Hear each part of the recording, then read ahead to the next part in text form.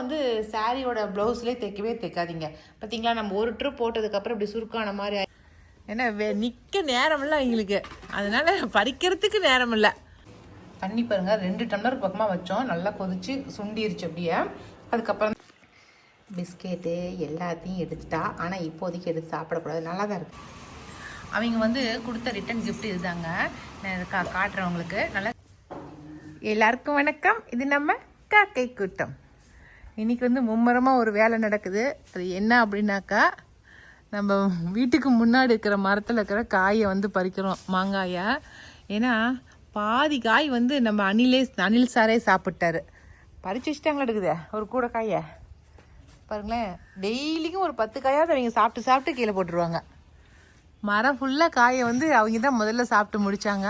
சரி, அதனால் இன்றைக்கி பெரிய மனசு பண்ணி இன்றைக்கி ஐயனாரும் அண்ணனும் இன்றைக்கி இந்த காய் பறித்து தராங்க. ஏன்னா நிற்க நேரம் இல்லை அவங்களுக்கு, அதனால் பறிக்கிறதுக்கு நேரம் இல்லை. அதனால் இன்றைக்கி பெரிய மனசு பண்ணி எனக்கு இந்த காய் பறிக்கிறாங்க. இந்த காய் வந்து இப்போ முத்திருச்சு இல்லைங்களா, பழுக்கிறதுக்கு முன்னாடி இப்போ சாப்பிட்டோமா அப்படியே மறுக்கு நம்ம நல்ல இனிப்பாக இருக்கும், சூப்பர் டேஸ்ட்டாக இருக்கும், அவ்வளோ டேஸ்ட்டாக இருக்கும். ஆனால் காய் மரத்தோட மாங்காயோட பேர் என்னன்னு தெரியல எனக்கு. ரோட்டில் விற்றுட்டு போனாங்க ஆந்திராக்காரங்க, அவங்ககிட்ட வாங்கி வச்ச மரம் தான் இந்த மரம். அதனால் பேர் எனக்கு எதுவும் தெரியல.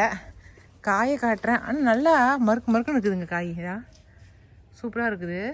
எப்படியோ வாங்கி வச்சது நாருக்கு, ஆனால் பழுத்துருச்சுன்னா நார் வருது, பழுத்தா நார் வருது. ஆனால் பச்சையாக சாப்பிட்றதுக்கு நல்லா டேஸ்ட்டாக இருக்குது. யாருக்காவது இந்த மரத்து காயோட பேர் தெரிஞ்சால் சொல்லுங்கள். அதான் எங்கள் வீட்டுக்காரர் என்ன சொன்னார், ஏதோ வந்து உனக்கு வந்து புளிக்கிற காயாக இல்லாமல் ஏதோ இனிப்பாக இருக்கிற காயாவது கொடுத்துட்டு போனாங்களே, அதோட சந்தோஷப்பட்டுக்கோ அப்படின்னாங்க. விற்றுட்டு போகும்போது இமாம் பாசன்னு சொன்னார் ஆந்திராக்காரர். இமாம் பாசன்னு நினச்சி வாங்கி வச்சேன். ஒரு செடியை 500 ரூபாய்க்கு வாங்கி வச்சேன். அதனால் இப்படி ரோட்டில் போகிறவங்கிட்ட எதுவும் வாங்கி வைக்காதீங்க. ஏன்னா அவங்களுக்கு எதுவும் தெரியாது. நர்சரிக்காரங்களாக இருந்தால் அவங்க கரெக்டாக அந்த இலையை பார்த்தே கரெக்டாக சொல்லுவாங்க. அது இல்லாமல் அவங்களுக்கு வாங்கி கொடுத்து பழக்கம் இருக்கும், கரெக்டாக அவங்க பேர் சொல்லுவாங்க. அதுக்காக சொல்கிறேன். இந்த மரத்தோட இலை வந்து இப்படி தான் இருக்குது, லாஸ்ட்டில் இப்படி கூராக இருக்குது. என்ன காயின்னு தெரில. ஓகே, மொத்தத்தில் பறிச்சுட்டு காட்டுறேன். அவ்வளோதான், ஒரு கூட காய் பறிச்சாச்சு. இது வந்து பழக்க வச்சு சாப்பிட்றத விட பச்சையாகவே ஆளுக்கு நாளாக கொடுத்துடணும், அப்போ தான் சாப்பிட்றதுக்கு நல்லாயிருக்கும். அதனால் பச்சை காயாகவே கொடுத்துட்றேன்.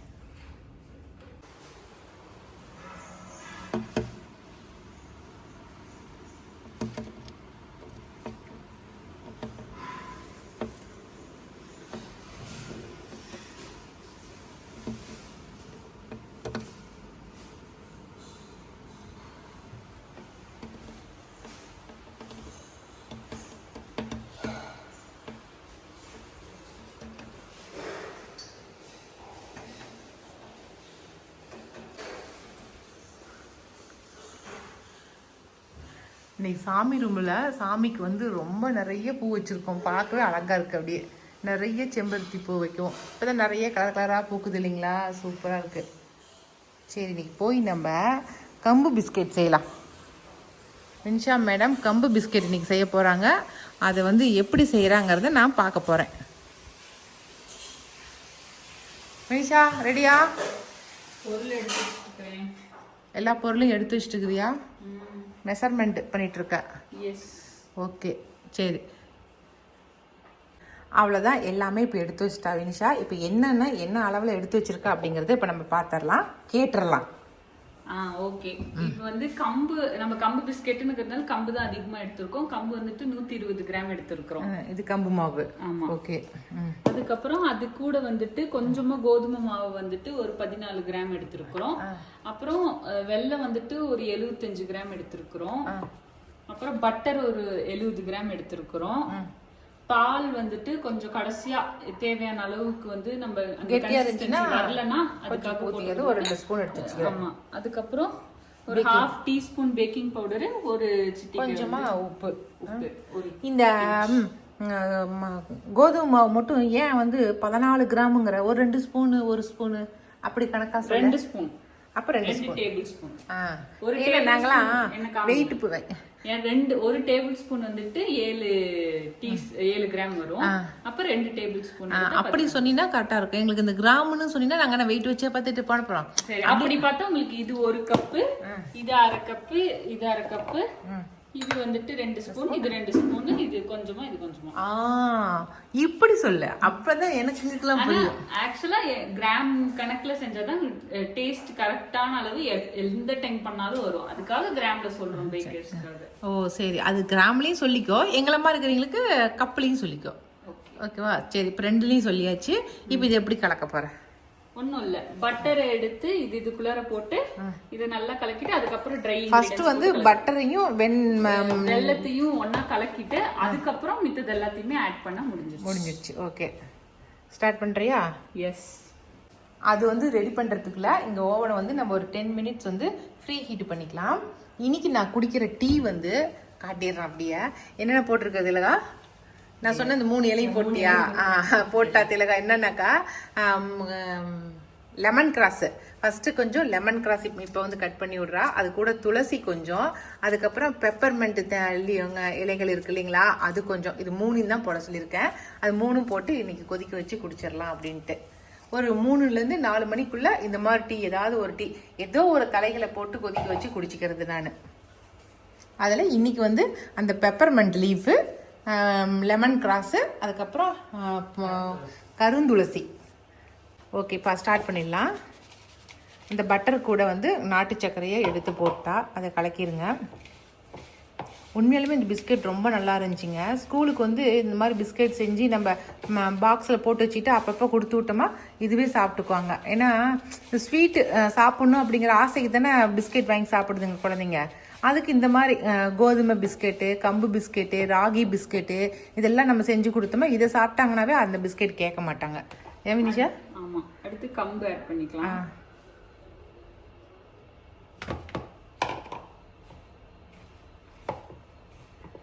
நல்லா பிணைஞ்சிட்டு காட்டுறோம். அடுத்தது 2 ஸ்பூன் கோதுமை மாவு. அடுத்து வந்து பேக்கிங் பவுடர். ஏன்னா இது தனியா போட்டா கலக்கும் போது தனியா ஒரு இடத்துல மட்டும் ஒட்டிக்கும். அதனால இப்பயே கலக்கும் போதே அவ்வளோதாங்க. ரொம்ப ஈஸியானது தாங்க. 4 பொருள் போட்டு கலக்கிட்டு அப்படியே தட்டி ஓவனில் வச்சா வேலை முடிஞ்சிருச்சு. இந்த மெத்தடில் நீங்களுமே ஒரு ட்ரிப் ட்ரை பண்ணி பாருங்க. பால் ஊற்றியாச்சு. இதில் வேணும்னா நம்ம வந்து நட்ஸ் நம்ம நுணுக்கி போட்டுக்கலாம். இது கூட போட்டால் டேஸ்ட்டாக இருக்கும். நிலக்கடலை போடலாம், பாதாம், பிஸ்தா, இது எல்லாமே எது வேணாலும் நம்ம நுணுக்கி போட்டுக்கலாம். நல்லா கரெக்டாக பிணைஞ்சு எடுத்து வச்சுட்டா அதில் வந்து ஒவ்வொரு உருண்டை எடுத்து ஒரு உருண்டை வந்து 10 கிராம் இருக்கிற அளவுக்கு வெயிட் போட்டுக்கிட்டாங்க. ஏன்னா எல்லா பிஸ்கெட்டும் ஒரே அளவாக வரணும் அப்படிங்கிறதுக்காக. இப்போ நம்ம வீட்டுக்குன்னா நம்ம எப்படி வேணால் செஞ்சுக்கலாம், அளவுலாம் பார்க்க வேண்டியதில்லை. ஆனால் சேல்ஸ் பண்ணணும் அப்படின்னாக்கா எல்லா பிஸ்கெட்டும் ஒரே அளவாக இருந்தால் தான் அப்போ வந்து 30 பிஸ்கெட் வருது, 25 பிஸ்கெட் வருது அப்படின்னு நம்ம வந்து கணக்கு போட்டு சொல்ல முடியும். அதுக்காக வேண்டி நல்லா ஒவ்வொரு உருண்டைகளையும் வெயிட் போட்டு அதை அழுத்தி எடுத்து வச்சுக்கிட்டா இது நம்ம சும்மா பிளைனாக தட்டி வச்சுருக்கா. நம்ம வேணுனாக்கா அதில் வந்து ஏதாவது பொம்மைங்க, ஏதாவது பூங்க, இது மாதிரி அச்சு வச்சுக்கலாம். அப்படி வச்சோமா டிசைனாக இருக்கும் பார்க்குறதுக்கு. இந்த பக்கம் அடுப்பில் வந்து டீ வந்து நல்லா கொதிச்சிக்கிட்டே இருக்குதுங்க. இன்னும் கொஞ்சம் நேரம் கொதிக்கட்டும்னு சொல்லி மறுபடியும் அப்படியே வச்சுட்டேன். இப்போ எல்லாமே வந்து எல்லா பிஸ்கெட்டையும் வந்து ரவுண்ட் பண்ணி வச்சாச்சு. நம்ம இதில் ஏதாவது டிசைன் பண்ணிக்கிறதா இருந்தால் கூட அதுக்குன்னு அச்சு இருக்குது இல்லை நிமிஷா, அந்த அச்சு வாங்கி அதை டிசைன் பண்ணோமா டிசைனாக வச்சுக்கலாம். அந்த மாதிரி பண்ணிக்கலாம். இப்போ நம்ம எடுத்த குவான்டிட்டிக்கு 32 பிஸ்கெட் வந்திருக்கு, 10 கிராமா. 10 கிராம் அளவு வெயிட் போட்டு இப்போ 32 வந்திருக்கா? ஓகே. பேக்கிங் இதில் நடுவில் வச்சுக்கணும் எப்பயுமே. இது கொஞ்சம் முக்கியமான வேலை. நடுவுல வைக்கணும், இந்த ட்ரேஸ்க்கு நடுவுல. அதுக்கப்புறம் மேல கீழே ஹீட் வைக்கணும். எப்பயுமே ஃபேன் வைக்கக்கூடாது. நடுகாண்ட ஃபேன் சுத்தும் இல்லைங்களா, அது வைக்கக்கூடாது. இப்படி 2 பக்கமும் ஹீட் மட்டும் தான் வச்சுக்கணும். அப்புறம் 170 டிகிரியில 15 மினிட்ஸ் வச்சுட்டு முடிஞ்சிருச்சு. 170 டிகிரியில 15 நிமிஷம் வச்சு எடுத்தோமா நமக்கு பிஸ்கெட் ரெடி ஆயிடும். கிறிஸ்பியான பிஸ்கெட் ரெடி. ஆமா, சூப்பர். 15 நிமிஷம் கழிச்சு பார்க்கலாம் எப்படி வந்திருக்குன்னு. ஓகே, தண்ணி பாருங்க 2 டம்ளர் பக்கமாக வச்சோம். நல்லா கொதிச்சு சுண்டிருச்சு அப்படியே. அதுக்கப்புறம் தான் இப்போ வடிகட்டுறேன். டீ, மூலிகை டீ. நல்லா எதுவுமே போட மாட்டேன், இதில் அப்படியே குடிச்சிடுவேன், அவ்வளோதான். ஓகே திலகா, போதும். பார்த்தீங்களா, சூப்பராக இருக்குது. நம்ம குடிச்சு பழகிட்டோமா டெய்லிக்குமே குடிச்சுக்குவோம், எந்த ஒரு டேஸ்ட்டும் இருக்காது. ஆனால் இப்போ இந்த பெப்பர் லீஃப் போட்டதுனால ஒரு மாதிரி விக்ஸ் வாசத்தோடு நம்ம குடிக்கிறதுக்கு ரொம்ப நல்லாயிருக்கும். சரிங்களா? சரி, நான் குடிச்சிட்றேன். சூப்பராக பிஸ்கெட் ரெடி ஆயிடுச்சு. ஓ, இப்படி வச்சுருந்தோம், ஓப்பன் பண்ணி இப்படி வச்சுருக்கணுமா? சரி சரி, இப்படியே ஒரு 10 நிமிஷம் இருக்கணுமாமாங்க. அப்படி இருக்கட்டும், அப்படி ஓப்பன் பண்ணி அப்புறமே எடுத்துக்கலாம். நல்லா தான் வந்திருக்குது. பிஸ்கெட்டு எல்லாத்தையும் எடுத்துட்டா, ஆனால் இப்போதைக்கு எடுத்து சாப்பிடக்கூடாது. நல்லா தான் இருக்குது, காஞ்சிச்சு உள்ளெல்லாம். ஏன் வினிஷா, சாப்பிடலாமா? நல்லா காஞ்சிச்சா நடுவுலலாம்? இல்லை, இன்னும் காயணுமா? சரி, எப்போ சொல்கிறீங்களா மேடம், அப்போ சாப்பிட்டுக்கிறோம் நாங்கள். இங்கே ஒரு பிஸ்கெட் நல்லா இருந்துச்சு, இந்தங்க.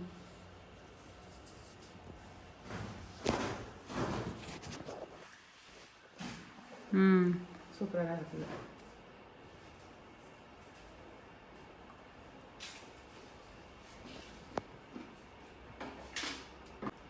ரொம்ப சூப்பராக இருக்குது. இந்த மாதிரி ஹெல்த்தியான பிஸ்கெட்டு நீங்களுமே உங்கள் வீட்டில் செஞ்சு கொடுத்து பாருங்கள். ஏன்னா ரொம்ப ஈஸியான ஸ்டெப்பு. சரிங்களா?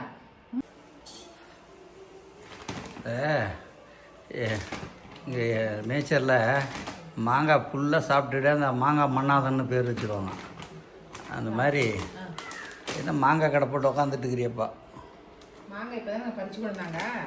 சரி, வச்சா வேஸ்ட்டாக போயிடும், அதனால ஆளுக்கு ஒரு கூறாக பிரித்து கொடுத்தலாம். நான் ஆளுக்கு ஒரு கூறு பிரித்து பேக் பண்ணிட்டுக்கிறேன். நடக்கட்டும். 15 காய் ஒரு ஆளுக்கு ஒன்று. இப்போ எத்தனை போட்டேன்னு மறந்து போயிட்டேன். திருப்பியும் கொட்டி என்ன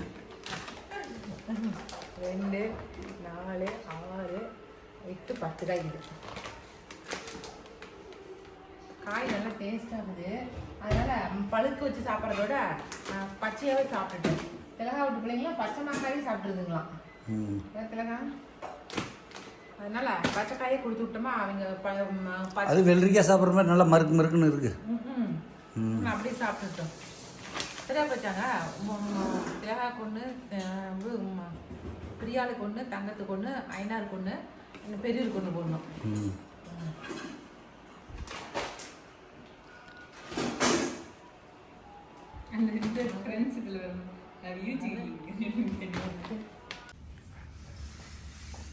எவ்வளோ ஜாலியாக இருக்குது பாரு. சத்தியமாக நாயாக கூட பிறந்திருக்கலாம், எந்த ஒரு கவலையும் இல்லாமல். எவ்வளோ ஜாலியாக எப்படி திரியிறாங்க பாரு. 2 பேரும் நல்லா சாப்பாடு போட்டால் நல்லா சண்டை பண்ணிட்டு சாப்பிட்றாங்க, நல்லா ஜாலியாக திரியிறாங்க, நல்லா தூங்குறாங்க, நல்லா எந்திரிக்கிறாங்க. மனுஷனுக்கு இந்த நிம்மதி கூட கிடையாது. ஏகப்பட்ட பிரச்சனை, ஏகப்பட்ட தொந்தரவு. நாய் 2 சந்தோஷமாக இருக்கிறத பார்த்தா எனக்கு ஆசையாக இருக்குது. டே கருவாயா போதுண்டா நீங்கள் 2 பேரும் கொஞ்சிக்கிட்டது. டே, ஆனால் சொல்லும் போது சொல்கிறாங்க நாய் படாத பாடு படுறதாகுதுன்னு. நாய் என்ன பாடுபடுது, எவ்வளோ சொகுசாகுது பாருங்களேன். பார்க்கலாம் இதுக்கெல்லாம் எல்லாரும் என்ன சொல்கிறாங்கன்னு.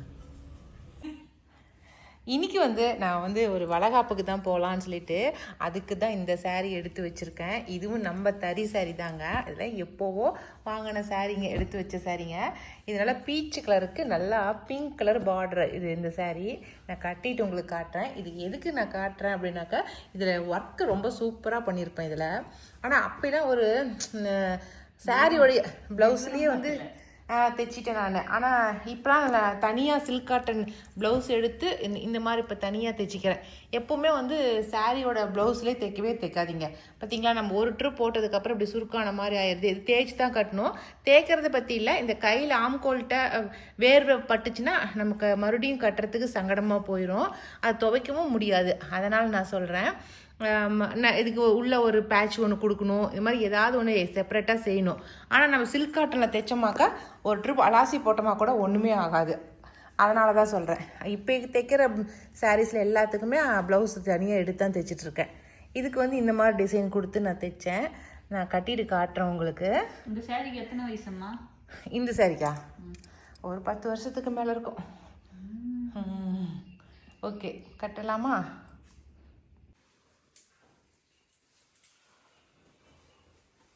ஓகே, ரெடி ஆயிடுச்சா? Super super. பூ வச்சிருக்கேன். பூ எப்போ வைக்கவே மாட்டேன் நான். இன்னைக்கு வந்து ஒரு ரீல்ஸில் பார்த்தேன், பூ வந்து மனமாக இருக்கிற பூ வைக்கிறது வந்து சும்மா அழகுக்காக மட்டும் இல்லை, அந்த வாசம் வந்து நம்ம மனசுக்கு வந்து ஒரு அமைதியை கொடுக்கும். அந்த வாசத்தினால் நிறைய நன்மைகள்லாம் இருக்குதுன்னு சொல்லி படித்தேன். சரி, அப்போ இன்னைக்கு இதுக்கு மேலே நம்ம கொஞ்சம் கொஞ்சம் ட்ரை பண்ணலாம் வைக்கிறதுக்கு அப்படின்ட்டு தான் இன்னைக்கு வச்சுருக்கேன். எனக்கு இந்த பூ வச்சோமா அந்த இதுக்கு தலைவலி பிடிச்சிக்குது, இந்த பின்னாடி புடனையில் அப்படியே ஒரு மாதிரி வலி எடுத்துக்குதா, அதுக்கு தான் வைக்கிறதே இல்லைங்க. இல்லாட்டினா வச்சுக்குவேன். பூ நிறைய செடி தான் வச்சுருக்கிறேன், அதனால தான் வைக்கிறதில்ல. இதுக்கு மேலே கொஞ்சம் கொஞ்சம் ட்ரை பண்ணுறேன் வச்சுக்கிறதுக்கு. ஓகே, இந்த கலர் காம்பினேஷன் எப்படி இருக்குது? ஒரு சிலர் நல்லா அடிக்கிற கலராக இருக்குதுன்னு நினைப்பாங்க. இல்லை இல்லை இல்லை, அழகாக இருக்குது. இல்லைடா, நார்மலாக அந்த சாரீ கலரை பார்க்கும்போது பீச் கலராக ரொம்ப பளிச்சுன்னு இருக்கும் அப்படின்னு நினைப்பாங்க. ஆனால் எனக்கு என்னமோ அந்த பளிச்சு இருக்கிற கலர் தான் ரொம்ப பிடிக்கும் எப்பவுமே. ஓகேங்களா, நல்லா தானே இருக்கு. சூப்பராக இருக்கு. பிங்க்கு. Okay, super. அதோட எல்லாத்தோட ஹைலைட்டு நம்மளுடைய ப்ளவுஸ் டிசைன் தான். ஆமாம் ஆமாம், இதே சேம் டிசைன் உனக்கு ஒன்று போட்டு தரேன்டா ப்ளவுஸுக்கு. எனக்கு இந்த மிரர் ஒர்க் ரொம்ப பிடிக்கும், அதுக்காக வேண்டி இந்த மிரர் ஒர்க் வச்சு தைக்க சொல்லி சொன்னேன் நான். சரி, ஓகே, போலாமா? போய் வளகாப்பை பார்த்துட்டு வந்துடலாம். இன்றைக்கி வந்து நம்ம மேட்டூர் டேம்லேருந்து தண்ணி வந்து பாசனத்துக்காக திறந்து விட போகிறாங்க. அதனால் எங்கள் ஊரில் ஃபுல்லாக டிராஃபிக் ஜாமாக இருக்குதுங்க. அதனால் கொஞ்சம் டிராஃபிக்காக தாங்க இருந்துச்சு. அந்த டிராஃபிக்கில் நாங்கள் போகிறதுக்கு கொஞ்சம் லேட் ஆயிடுச்சு. 10 மணிக்கு விசேஷத்துக்கு நாங்கள் 11:30 மணிக்கு தான் போய் சேர்ந்தோம். ஆனால் அங்கே போய் பார்த்தாக்கா ஸ்டேஜில் ஏகப்பட்ட கியூ நின்றுச்சு. அடடா, இவ்வளோ பெரிய கியூ நிற்கிதே, என்னடா பண்ணுறதுன்னு யோசனை பண்ணோம். சரி, முதல்ல வந்து போய் சாப்பிட்றலாம், சாப்பிட்டுட்டு வரத்துக்குள்ளே கொஞ்சம் கியூ குறைஞ்சிரும், அதுக்கப்புறமா போகலாம் மேலே அப்படின்னு சொல்லிட்டு நாங்கள் எல்லாருமா வந்து சாப்பிட்றதுக்கு போயிட்டோம். இது வந்து எங்கள் பெரிய மாமனார் வீட்டு பையங்க. இவங்களுடைய அக்கா பொண்ணுக்கு தான் வந்து வளகாப்பு நடக்குது. இந்த மாதிரி ஏதாவது ஒரு விசேஷங்கள் நடக்கும் போது தான் எல்லா சொந்த பந்தங்களும் ஒன்று சேர முடியும். எல்லாரும் ஒருத்தரை பார்த்து எல்லாரும் பேசிக்க முடியும். அதுவும் ஸ்கூல் வர ஓப்பன் ஆயிடுச்சிங்களா, அதனால் உன் பையனை எங்கே சேர்த்துன, உன் பொண்ணை எந்த காலேஜில் சேர்த்துன, இந்த மாதிரி கொஸ்டினுக்கு தான் பதில் சொல்லவே முடியல. அதுதான் மெயினாக இருந்துச்சு. நிறைய பேர் வர மார்க் வர என்ன எடுத்தான் அப்படின்னு வர கேட்டாங்க. அதுக்கு எல்லாத்துக்கும் பதில் சொல்லிவிட்டு எல்லாம் பேசிட்டு அதுக்கப்புறம் தான் சாப்பிட்றதுக்கு கிளம்பி போனோம். எங்கள் வீட்டுக்காரையும் சாப்பிட்றதுக்கு வாங்கன்னு சொல்லி கூப்பிட்டோம். அவர் இல்லை, நாங்கள் பெரியப்பாக்கிட்ட பேசிகிட்டு இருக்கேன், கொஞ்ச நேரம் கழிச்சு வர நீங்கள் போய் சாப்பிடுங்க அப்படின்னு சொல்லிட்டாரு. அதுக்கப்புறம் நான், சுகன்யா, அவங்க அம்மா எல்லாருமா சேர்ந்து போய் சாப்பிட போயிட்டோம். நாங்கள் சாப்பிட்டுட்டு இருக்கும்போது திரும்பி பார்த்தாக்கா எங்கள் வீட்டுக்காரர் உட்காந்துட்ருக்காரு. எப்போ வந்தீங்கன்னாக்கா உங்கள் பின்னாடி நானும் வந்துட்டேன் அப்படின்னாரு. சாப்பாடு எல்லாமே ரொம்ப சூப்பராக இருந்துச்சுங்க. நார்மலாக கட்டு சோறுனா வந்து புளிசோறு, லெமன் ரைஸு, அதுக்கப்புறம் தக்காளி சாதம், அதுக்கப்புறம் தேங்காய் சாதம் இதெல்லாம் போடுவாங்க. அதெல்லாம் தான் இவங்களும் போட்டிருந்தாங்க. ஆனால் அதெல்லாம் அளவாக போட்டாங்க, நிறையா போட்டு வேஸ்ட்டு பண்ணாமல் கச்சிதமாக போட்டாங்க. எக்ஸ்ட்ரா வேணுனாக்கா ஒயிட் ரைஸு, பருப்பு சாம்பார், ரசம் கொடுத்துருந்தாங்க. இவங்க வந்து ப்ரெட் அல்வா கொடுத்துருந்தாங்க. அதுக்கப்புறம் உளுத்த வடை, இது மாதிரி நிறையா சொல்லிட்டு போகலாம், நிறைய ஐட்டம் செஞ்சுருந்தாங்க. சாப்பாடு எல்லாமே ரொம்ப டேஸ்ட்டாக இருந்துச்சுங்க. அதனால் சாப்பிட்டுட்டு அதுக்கப்புறமேட்டு கொஞ்சம் நேரம் போய் மறுபடியும் போய் ஸ்டேஜில் போய் கூட்டம் குறைஞ்சிருக்குதா இல்லையான்னு பார்க்கலாம் அப்படின்ட்டு அதுக்கப்புறம் போய் ஸ்டேஜுக்கு முன்னாடி போய் நாங்கள் உட்காந்துக்கிட்டோம். ஃபங்க்ஷன்லாம் முடிஞ்சுட்டு அதுக்கப்புறம் வெளியில் வந்து பார்த்தாக்கா செடிங்க நிறையா வச்சுருந்தாங்க. அங்கே ஸ்டேஜ்லேயே கொடுத்தாங்க செடிங்க எல்லாருக்கும். ஒரு கிஃப்ட் ஒன்று ரிட்டன் கிஃப்ட் கொடுத்தாங்க. அது சூப்பராக இருந்துச்சு. நான் உங்களுக்கு காட்டுறேன் அந்த கிஃப்ட் என்னங்கிறத. நெல்லிக்காய் செடி, அதுக்கப்புறம் எலுமிச்சை பழம், கொய்யா மரம், சீத்தா மரம் இதெல்லாமே கொடுத்துருந்தாங்க. நான் இதெல்லாமே எதுவுமே வேண்டாம் அப்படின்ட்டேன். ஏன்னா எல்லா செடியும் ஆல்ரெடி நம்மக்கிட்ட இருக்குது, அது இல்லாமல் வைக்கிறதுக்கு இடம் இல்லைங்கிறதுனால வேணான்ட்டேன். அவ்வளோதான், கிளம்பி நாங்கள் வந்துட்டோம் மேச்சேரிக்கு.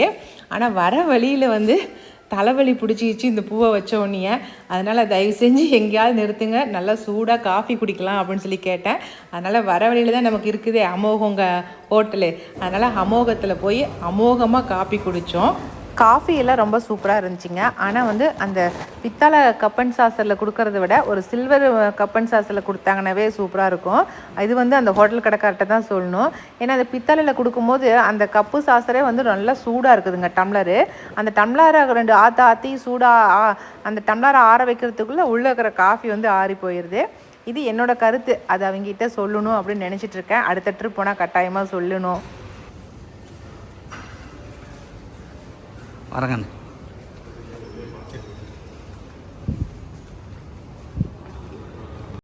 நான் சொன்னேன் இல்லைங்களா, அடுத்த நாள் வந்து முதல்வர் வந்து மேட்டூர் டேம் தண்ணி திறந்து விட வராருன்னு சொல்லிட்டு, அதனால தான் கட்சி கொடியெல்லாம் குத்தி வச்சுருக்காங்க. அவங்க வந்து கொடுத்த ரிட்டன் கிஃப்ட் இதுதாங்க. நான் இதை காட்டுறவங்களுக்கு. நல்லா செம்பு பாத்திரம், வெயிட்லாம் இல்லை, வெயிட்லெஸ்ஸாக தான் இருக்குது. மேலே மூடி வந்து இந்த மாதிரி ஒரு பூ தாமரை போட்ட மாதிரி இருந்துச்சு, அழகாக இருக்குது. ஏதாவது வந்து டைனிங் டேபிள் மேலே நட்ஸு போட்டு வச்சுக்கலாம், அது மாதிரி போட்டு. ஏன்னா மூடி வந்து கிரிப்பாக இல்லை, சும்மா வந்து இப்படி மூடி இது திறந்துக்கிற மாதிரி தான் இருக்குது. ஆனால் பார்க்குறதுக்கு ரொம்ப அழகாக இருந்துச்சு. ரிட்டன் கிஃப்ட் கொடுத்துருக்குறாங்க, சூப்பர். பின்னாடி வந்து சூப்பராக இருக்குதுங்க. ஒரு ஆர்டின் போட்டு அதில் குழந்தையோட காலை 2 பாதத்தையும் வச்சுருக்காங்க. அதுக்கப்புறம் ஹஸ்பண்ட் பேர், ஒய்ஃபோட பேர், மாப்பிள்ளையோட பேரும் பொண்ணோட பேரும் போட்டிருக்காங்க, டேட்டு. நல்லா இருக்குல்ல, சூப்பர். அவ்வளோதாங்க, இன்றைக்கி வீடியோ இதோட முடிஞ்சிருச்சுங்க. இந்த வீடியோ பிடிச்சிருந்துச்சுனாக்கா லைக் பண்ணுங்கள், மறக்காமல் நம்ம காக்கை கூடத்துக்கு சப்ஸ்கிரைப் பண்ணிடுங்க. இனி அடுத்த ஒரு புது வீடியோவில் சந்திக்கலாம். பாய்.